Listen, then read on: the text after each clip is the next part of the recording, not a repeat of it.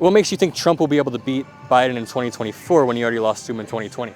Well, he didn't lose to him in 2020. You don't think so? No, it was completely rigged. Biden is just a puppet anyway. It's not the real guy. Who's controlling him? The white hats.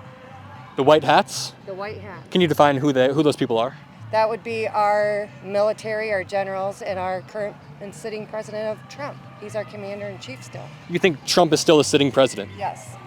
You think Trump is currently making all the decisions in the country? Yes. So would you blame the current inflation on Trump? Yes, because this is where we would have been.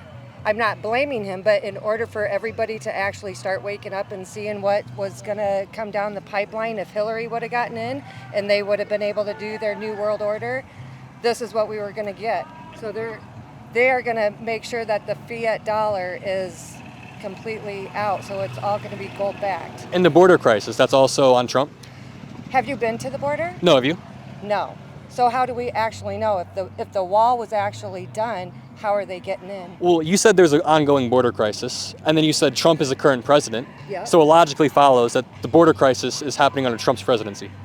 But is it really a crisis, or is it just crisis actors? I don't think there's a crisis at the border, honestly. I don't think so either. You think there's crisis actors? Yes. You think people are at the border acting like immigrants? Correct. What's the purpose of this? To wake more people up. To what?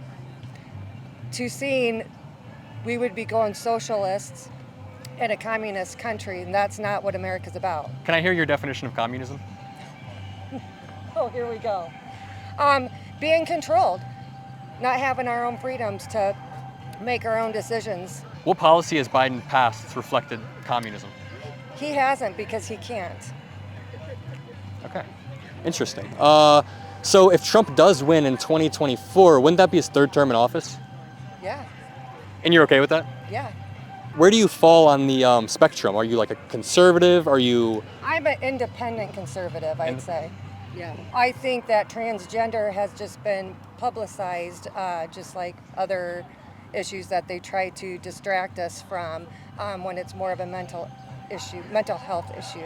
Well, if it's a mental health issue, then wouldn't it follow that treatment would improve these people's quality of life? Yeah. So you're for gender affirming care? No.